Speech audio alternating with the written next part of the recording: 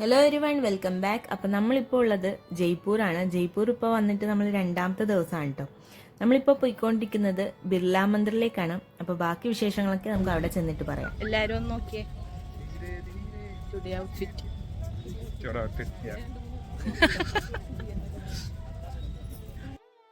വിഷ്ണുവിൻ്റെ ലക്ഷ്മി ദേവിയുടെ ഒരു അമ്പലമാണ് കേട്ടോ ഇത്.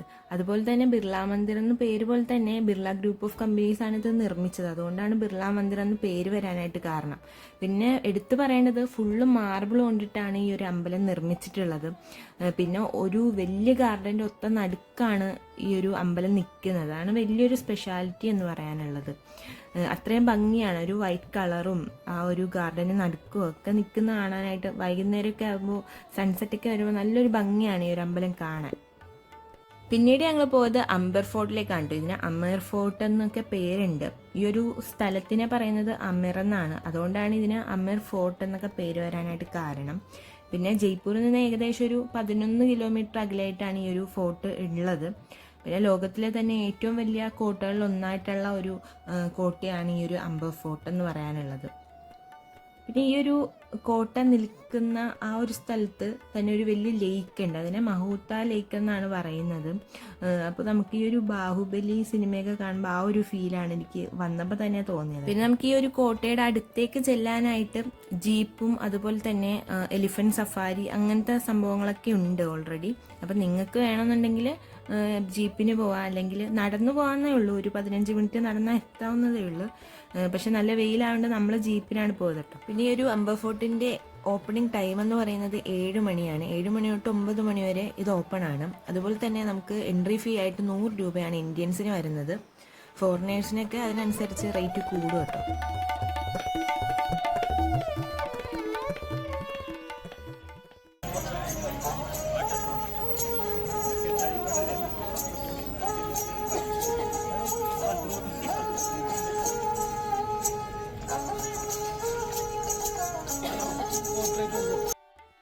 അങ്ങനെ നമ്മൾ കോട്ടയുടെ ഉള്ളിലേക്ക് കടന്നു. ഒത്തിരി ആളുണ്ടായിരുന്നു കേട്ടോ നമ്മൾ ചെന്നപ്പോഴത്തേക്കും.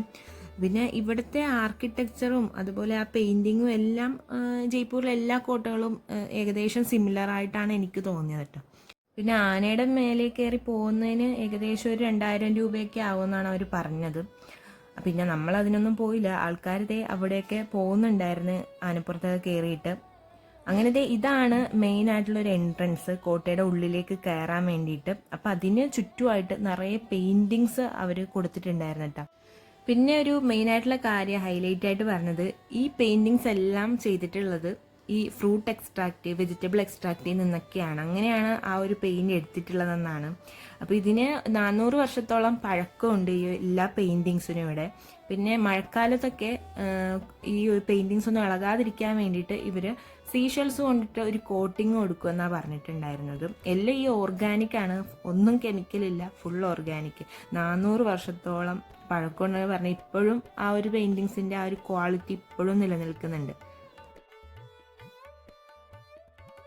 ഈ ഒരു കോട്ടയുടെ കവാടം തുറക്കാനായിട്ട്, മെയിനായിട്ടുള്ള കവാടം തുറക്കാനായിട്ട് കിങ്ങിനും അതുപോലെ തന്നെ ഗേറ്റ് കീപ്പറിനുമാണ് അധികാരം ഉണ്ടായിരുന്നത്. അപ്പോൾ അവർക്ക് രണ്ടുപേർക്കും സെപ്പറേറ്റ് കീസ് ഇവിടെ ഉണ്ടായിരുന്നു. പിന്നെ ഗൈഡ് ഞങ്ങളെ കൂട്ടിക്കൊണ്ട് പോയത് ഈ ദിവാനി ആം എന്ന് പറയുന്ന ഈ ഒരു ഹാൾ ഓഫ് ഓഡിയൻസ് എന്നാണ് ഇതിനെ പറയുന്നത്. അങ്ങോട്ടാണ് കൊണ്ടുപോയത്.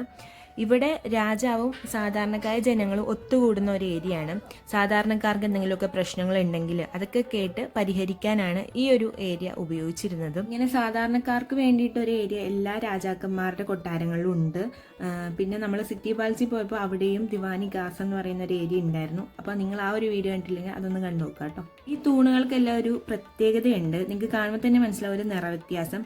ഇതിൻ്റെ അകത്തെ തൂണുകളെല്ലാം മാർബിൾ കൊണ്ടും പുറത്തുള്ള തൂണുകളെല്ലാം റെഡ് സ്റ്റോൺ ഉപയോഗിച്ചുമാണ് ഉണ്ടാക്കിയിട്ടുള്ളത്. തൂണുകളുടെ എല്ലാം താഴ്ഭാഗത്തായിട്ട് മുഗൾ ആർക്കിടെക്ചർ രീതിയും മുഗൾ ഭാഗത്തായിട്ട് ഒരു ഹിന്ദു ടച്ച് വരുന്ന ഒരു ആർക്കിടെക്ചർ രീതിയാണ് ഇവർ ഉപയോഗിച്ചിട്ടുള്ളത്.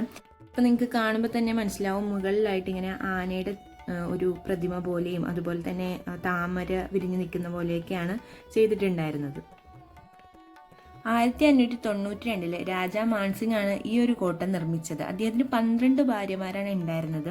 അപ്പോൾ ആ ഭാര്യമാർക്ക്, ആ ക്വീൻസിന് എല്ലാവർക്കും പുറത്തുള്ള കാര്യങ്ങളൊക്കെ കാണാൻ വേണ്ടിയിട്ട് അദ്ദേഹം നിർമ്മിച്ചു കൊടുത്തിട്ടുള്ളതാണ് ആ ഒരു ഏരിയ, മുഗൾ ഭാഗത്ത് ആ ഒരു ഏരിയ. പിന്നെ പുറത്ത് നിന്ന് നോക്കിക്കഴിഞ്ഞാൽ അവരെ ഒന്നും കാണാനായിട്ട് സാധിക്കില്ല, പക്ഷേ അവർക്ക് അകത്ത് നിന്ന് എല്ലാവരെയും കാണാനായിട്ടും ശ്രദ്ധിക്കാനായിട്ടും കേൾക്കാനായിട്ടൊക്കെ സാധിക്കും. ഒരു ഫോർട്ടിലെ ഏറ്റവും അട്രാക്റ്റീവ് ആയിട്ടുള്ള ഒരു ഏരിയ ഇതാണെന്ന് തന്നെ പറയാം. അത്രയും മനോഹരമാണ് ഇതിൻ്റെ ആ ഒരു പെയിൻറ്റിങ്സും ആ ഒരു ആർക്കിടെക്ചർ വർക്കും എല്ലാം. നിങ്ങൾ ജയ്പൂർ വരികയാണെങ്കിൽ ഒരിക്കലും മിസ്സാക്കാണ്ട് കാണേണ്ട ഒരു കാഴ്ചയാണ് ഈ ഒരു അംബർ ഫോർട്ട്. അത്രയും നമുക്ക് കാണാനുണ്ട്. അത്ര അടിപൊളി വ്യൂ ഒക്കെയാണ് നമുക്ക് ഇവിടെ നിന്ന് കാണാനായിട്ട് സാധിക്കുന്നത്. ആ ഒരു ബസ്സൊക്കെ പോകുന്ന റൂട്ടിൽ കൂടിയാണ് നമ്മൾ വന്നത്. പിന്നെ അവിടെ കാറൊക്കെ നമ്മുടെ പാർക്ക് ചെയ്തു. പിന്നെ ഇങ്ങോട്ട് നമുക്ക് ഫോർട്ടിൻ്റെ പ്രൈവറ്റ് വെഹിക്കിൾസിൽ മാത്രമേ വരാനായിട്ട് പറ്റുള്ളൂ. പിന്നെ എലിഫൻറ്റ് സഫാരിയും ഉണ്ട്. ഈ മഹോത്ത ലേക്കിന് നടുക്കായിട്ടൊരു ചെറിയ ഗാർഡൻ പോലെ ഉണ്ടില്ലേ, അത് കുങ്കുമപ്പൂവ് കൃഷിക്ക് വേണ്ടിയിട്ട് രാജാവ് പണിയിപ്പിച്ചതാണ്. പക്ഷേ നമ്മുടെ കാലാവസ്ഥ അനുകൂലമല്ലാത്തതുകൊണ്ട് തന്നെ ആ ഒരു കൃഷി എന്തായാലും വിജയിച്ചില്ല.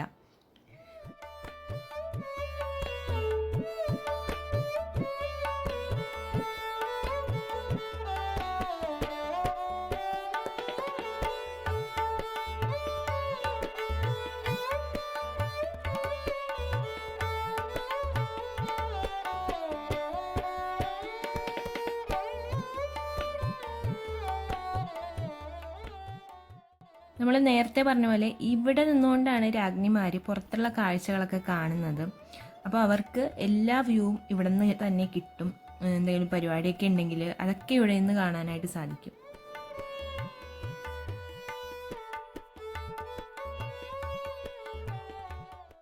നിങ്ങളിപ്പോൾ കാണുന്നതാണ് ശീഷ് മഹൽ അഥവാ മിറർ പാലസ് എന്നും പറയും. ഇങ്ങനെ അറിയപ്പെടാനായിട്ടൊരു കാരണം ഈ കെട്ടിടത്തിനുള്ളിൽ മൊത്തം മിറേഴ്സാണ്. അതും ബെൽജിയത്തിൽ നിന്ന് കൊണ്ടുവന്നിട്ടുള്ള ഏറ്റവും വിലപിടിപ്പുള്ള മിറേഴ്സാണ് ഇതിൽ ഉപയോഗിച്ചിട്ടുള്ളത്. ഈ ഒരു ഫോർട്ടിൻ്റെ ഏറ്റവും മനോഹരമായിട്ടുള്ള അട്രാക്റ്റീവ് ആയിട്ടുള്ള ഒരു പ്ലേസ് എന്ന് തന്നെ നമുക്കിതിനെ പറയാം. 350 വർഷത്തോളം പഴക്കമുണ്ടെന്നാണ് നമ്മുടെ ഗൈഡ് പറഞ്ഞത്.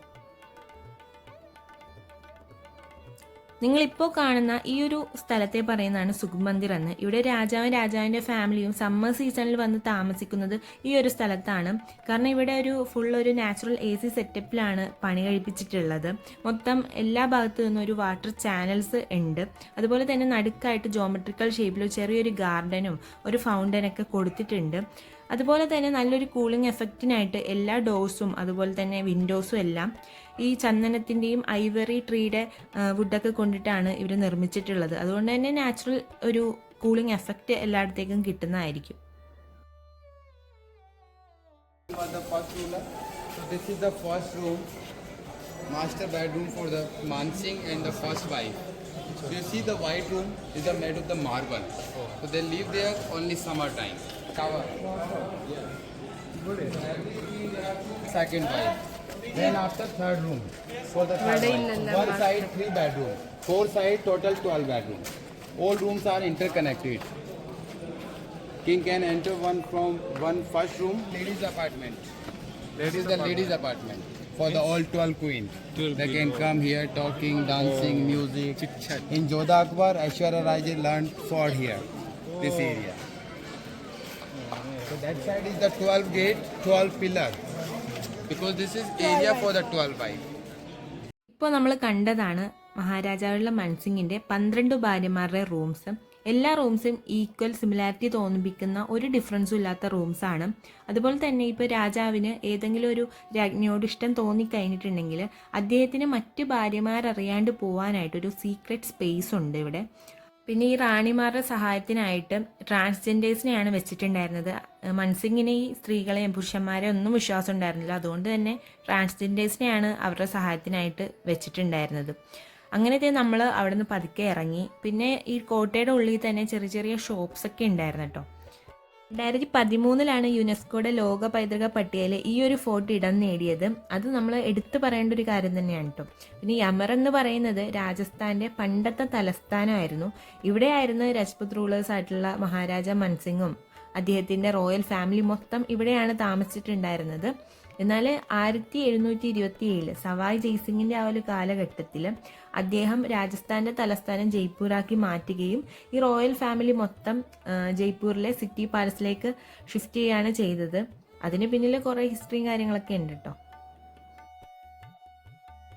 അങ്ങനെ നമ്മൾ അംബർ ഫോർട്ടിൽ നിന്ന് നേരെ പോയത് വേറൊരു ഫോർട്ടിലേക്കാണ് കേട്ടോ, നഹർഗഡ് ഫോർട്ട്. അപ്പോൾ നഹർഗഡ് ഫോർട്ടിൻ്റെ വിശേഷങ്ങളും കാര്യങ്ങളും കാഴ്ചകളൊക്കെയാണ് നിങ്ങളെ ഇന്ന് ഞാൻ പരിചയപ്പെടുത്താൻ പോകുന്നത്. അപ്പോൾ നിങ്ങൾ വീഡിയോ സ്കിപ്പ് ചെയ്യാണ്ട് കാണണേ. കുറേ ഇൻട്രസ്റ്റിംഗ് ആയിട്ടുള്ള കാര്യങ്ങൾ ഞാൻ ഇതിലൂടെ പറയുന്നുണ്ട്. അപ്പോൾ നിങ്ങൾക്ക് വീഡിയോ ബോറടിക്കുന്നുണ്ടെങ്കിൽ അതൊന്ന് കമൻറ്റ് ബോക്സിൽ പറയണം. എന്തെങ്കിലുമൊക്കെ മാറ്റം വരുത്താനുണ്ടെങ്കിൽ. നിങ്ങളിപ്പോൾ കാണുന്നതാണ് ബാവടി, അതായത് മഴവെള്ളമൊക്കെ ശേഖരിച്ച് വെക്കുന്ന ഒരു സ്ഥലമാണ്. കോട്ടയ്ക്കുള്ളിലേക്ക് ആവശ്യമുള്ള വെള്ളം എടുക്കുന്നത് ഇവിടെ നിന്നാണ്. എന്നാൽ ഇപ്പോൾ അതിൻ്റെ അവസ്ഥ വളരെ ശോചനീയമാണ്. പ്ലാസ്റ്റിക്കും ചപ്പും ചവറൊക്കെ ഇട്ട് അലമ്പാക്കി വെച്ചേക്കാണ്. അങ്ങനെ നമ്മൾ 50 രൂപ ടിക്കറ്റ് ഫീ എടുത്തിട്ട് കോട്ടയ്ക്കുള്ളിലേക്ക് കയറാൻ പോവാണ് കേട്ടോ. 1734 സവായ് ജയ്സിംഗ് ആണ് ഈ ഒരു കോട്ട നിർമ്മിച്ചത്. അതിനുശേഷം അദ്ദേഹത്തിന്റെ മകനായിട്ടുള്ള മധോ സിംഗും 9 ഭാര്യമാരുമാണ് ഇവിടെ താമസിച്ചിട്ടുണ്ടായിരുന്നത്. മധോ സിംഗ് ഭാര്യമാർക്ക് വേണ്ടിയിട്ട് നിർമ്മിച്ചു കൊടുത്തിട്ടുള്ള ഒരു കെട്ടിടമാണ് നിങ്ങളുടെ ഫ്രണ്ടിൽ ഇപ്പോൾ കാണുന്നത്. ഈ കെട്ടിടത്തെ പറയുന്ന പേരാണ് മാധവേന്ദ്ര ഭവൻ എന്ന്. ഇത് 2 നിലയുള്ള കെട്ടിടമാണ്. തണുപ്പ് കാലത്ത് ഭാര്യമാരും രാജാവും താഴത്തെ നിലയിലും അതുപോലെ തന്നെ ചൂട് കാലത്ത് മുകളിലത്തെ നിലയിലുമാണ് അവർ താമസിച്ചിട്ടുണ്ടായിരുന്നത്. പിന്നെ ഈ 9 റൂംസും ഒരേ മാതൃകയിലാണ് ഉണ്ടാക്കിയിട്ടുണ്ടായിരുന്നത് കേട്ടോ. ഇപ്പോൾ നമ്മൾ കയറി ചെല്ലുന്നത് ഒരു കോൾഡ് സ്റ്റോറേജ് റൂമാണ്. ഇത് പണിയിപ്പിച്ചിട്ടുള്ള ലൈം സ്റ്റോൺ ഒക്കെ ഉപയോഗിച്ചിട്ടാണ്. ഇത് കൂടുതലും ഫ്രൂട്ട്സും വെജിറ്റബിൾസൊക്കെ പ്രിസർവ് ചെയ്ത് വെക്കാൻ വേണ്ടിയിട്ടാണ് ഇവർ ഉപയോഗിച്ചിട്ടുണ്ടായിരുന്നത്.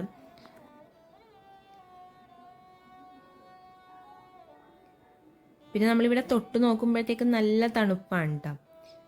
പിന്നെ ഇവിടുത്തെ മെയിൻ അട്രാക്ഷൻ എന്ന് പറഞ്ഞിട്ടുണ്ടെങ്കിൽ ഇവിടുത്തെ പെയിൻറ്റിങ്സ് തന്നെയാണ്. അത്രയും ഡീറ്റെയിൽഡും അതുപോലെ തന്നെ ഇപ്പോഴും ഒട്ടും മങ്ങാണ്ട് നിൽക്കുന്ന അത്രയും ബ്യൂട്ടിഫുൾ ആയിട്ടുള്ള പെയിൻറ്റിങ്സ് ആണ് കേട്ടോ ഇവിടെ മൊത്തം ഉണ്ടായിരുന്നത്.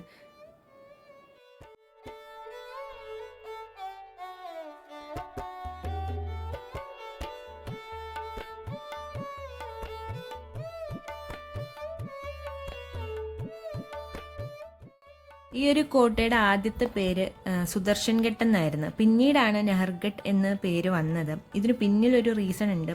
ഈ ഒരു കോട്ടയുടെ പണി നടക്കുന്ന സമയത്ത് ആത്മാക്കൾ ജോലി തടസ്സപ്പെടുത്തുന്നു എന്ന് പ്രശ്നം വെച്ചപ്പോൾ കണ്ടത്. എത്ര പണി ചെയ്തിട്ടും ആ ഒരു കോട്ട പൂർണ്ണമായിട്ട് പണി തീർക്കാനായിട്ട് സാധിച്ചിരുന്നില്ല.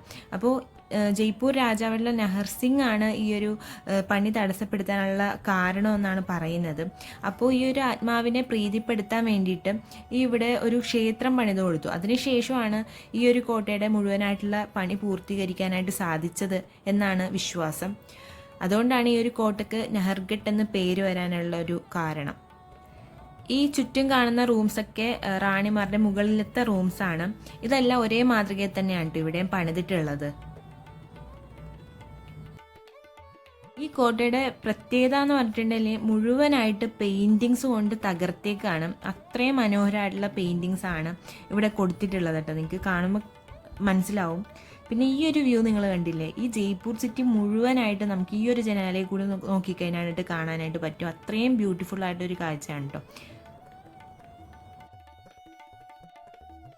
പിന്നെ ഒരു കാര്യം പറയുകയാണെന്നുണ്ടെങ്കിൽ ഈ രാജാക്കന്മാർക്കൊക്കെ 1-2 ഭാര്യമാരല്ല, അവർക്ക് ചിലപ്പോൾ 11, 12, 15 ഭാര്യമാരൊക്കെ വരെ ഉണ്ടാവാം.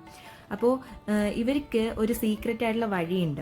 രാജാവിന് താൻ ഉദ്ദേശിക്കുന്ന രാജ്ഞിയുടെ റൂമിലേക്ക് എത്തിച്ചേരാനായിട്ട്, മറ്റ് രാജ്ഞിമാരൊന്നും അറിയാണ്ട് എത്തിച്ചേരാനായിട്ട് ഒരു രഹസ്യമായിട്ടുള്ളൊരു വഴിയുണ്ട്. ഈ ഒരു വഴീനെ ഒരു ഇടനാഴിനെ പറയുന്ന പേരാണ് കിങ്സ് വേ എന്ന്. ഇത് അംബർഫോർഡിലെ മൻസിംഗ് എന്ന രാജാവിൻ്റെ കാര്യത്തിലുണ്ട് കേട്ടോ. അദ്ദേഹത്തിന് 12 ഭാര്യമാരാണ്. അപ്പോൾ അദ്ദേഹത്തിനും ഇങ്ങനെ സീക്രട്ട് ആയിട്ടുള്ള ഒരു വഴിയുണ്ട്, മറ്റു ഭാര്യമാരറിയാണ്ട് താൻ ആഗ്രഹിക്കുന്ന ഭാര്യയുടെ അടുത്തേക്ക് പോകാനായിട്ട്. ഞങ്ങളിതേ ഇപ്പോൾ പോകാൻ പോകുന്നത് രാജാവായിട്ടുള്ള മധോ സിംഗ് അദ്ദേഹത്തിൻ്റെ ഭാര്യമാരുടെ അടുത്തേക്ക് പോകുന്ന ആ ഒരു ഇടനാഴിയിൽ കൂടെയാണ്. എന്താണല്ലേ, പണ്ട് രാജാവ് നടന്നിരുന്ന ഒരു വഴി കൂടെയാണ് നമ്മളിപ്പോൾ പോയിക്കൊണ്ടിരിക്കുന്നത്. ഭയങ്കര ഇൻട്രസ്റ്റിംഗ് ആയിട്ടുള്ളൊരു കാര്യമാണ് അതൊക്കെ. എന്തായാലും കൊള്ളാം, നൈസായിട്ടുണ്ട്. ചെറിയൊരു ഇടനാഴിയാണ്, നല്ല ക്യൂട്ട് ഇടനാഴി, നല്ല ഭംഗിയുണ്ട്. ഇങ്ങനെ പോകാൻ തന്നെ നല്ലൊരു രസമാണ് കേട്ടോ.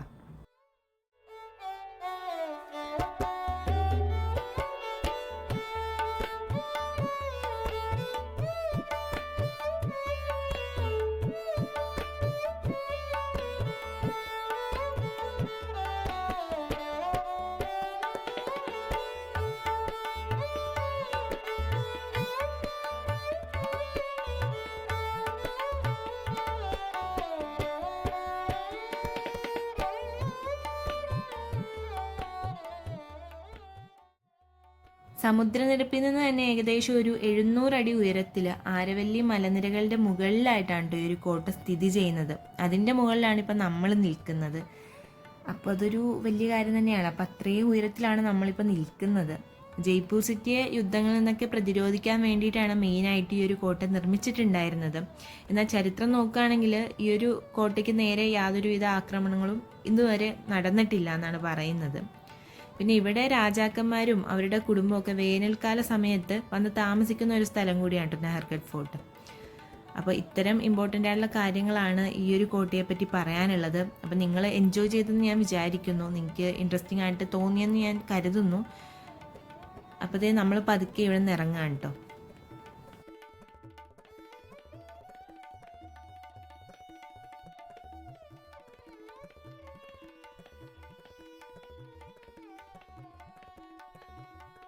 അങ്ങനെ നമ്മുടെ ഇന്നത്തെ യാത്രയുടെ അവസാനിക്കും മുമ്പായിട്ട് തന്നെ നമുക്കൊരു സ്ഥലവും കൂടി കാണാനുണ്ട്. അതാണ് ജൽമഹൽ. അപ്പോൾ അവിടെയാണ് നമ്മളിപ്പോൾ ഉള്ളത്. അപ്പോൾ ജൽമഹലിനെ കുറിച്ച് കുറച്ച് ഇൻട്രസ്റ്റിംഗ് ആയിട്ടുള്ള കാര്യങ്ങൾ പറയാനുണ്ട്. സവായ് ജയ്സിംഗ് ആണ് ഈ ഒരു പാലസ് പണിതിട്ടുള്ളത്. അദ്ദേഹത്തിന് ഒരു ഹോബി ഉണ്ടായിരുന്നു, ഈ താറാവിനെ വേട്ടയാടി പിടിക്കുന്ന ഒരു ശീലം. അത് ഈ ഒരു മൻസാഗർ ലേക്കിൽ നിന്നാണ് താറാവിനെ വേട്ടയാടിക്കൊണ്ടിരുന്നേച്ചത്. അപ്പോൾ അദ്ദേഹത്തിന് ഈ വേട്ടയാടിയൊക്കെ വന്നിട്ട് ഒന്ന് വിശ്രമിക്കാൻ വേണ്ടിയിട്ട് മൻസാഗർ ലേക്കിൻ്റെ തൊട്ട് നടുക്കായിട്ട് അദ്ദേഹം നിർമ്മിച്ചിട്ടുള്ള ഒരു പാലസാണ് കേട്ടോ ഈ ജൽമഹൽ. ഈ ഒരു കൊട്ടാരത്തിന് മൊത്തത്തിൽ 5 നിലകളാണ് ഉള്ളത്. മിക്കപ്പോഴും തടാകത്തിൽ വെള്ളം നിറഞ്ഞ് കഴിയുമ്പോൾ നമുക്ക് ഈ ഒരു 5ാമത്തെ നില മാത്രമേ കാണാനായിട്ട് സാധിക്കുള്ളൂ. ബാക്കി 4 നിലകളും വെള്ളത്തിലടിയിലായി പോകും. പിന്നെ ഈ ഒരു കൊട്ടാരത്തിൻ്റെ റൂഫ് ടോപ്പിലായിട്ട് കുറച്ച് ഗാർഡൻ സെറ്റപ്പ് ഒക്കെ ഉണ്ട് കേട്ടോ. പിന്നെ രാത്രി ആകുമ്പോഴാണ് കൊട്ടാരത്തിൻ്റെ ഭംഗി അത്രയും കാണാൻ പറ്റുന്നത്. ലൈറ്റൊക്കെ ഇട്ട് ഭംഗിയായിരിക്കും. അങ്ങനെ നമ്മൾ ജയ്പൂരിലെ ഒരുവിധം സ്ഥലങ്ങളെല്ലാം നമ്മൾ കവർ ചെയ്തിട്ടുണ്ട് മെയിനായിട്ടുള്ള. ഇനി നമ്മൾ നെക്സ്റ്റ് ഡേ പോകുന്നത് ഉദയ്പൂരിലേക്കാണ്. നമ്മളെല്ലാവരും നടന്നൊരു പരിവായിട്ടോ. ഇനി നമ്മൾ നേരെ പോകുന്നത് ഹോട്ടലിലേക്കാണ്. അവിടെ ചെന്നിട്ടൊന്ന് ഫ്രഷ് ആയിട്ട് ഒന്ന് ഫുഡൊക്കെ കഴിച്ച് ഒന്ന് റിലാക്സ് ആയിട്ട് ഇരിക്കണം.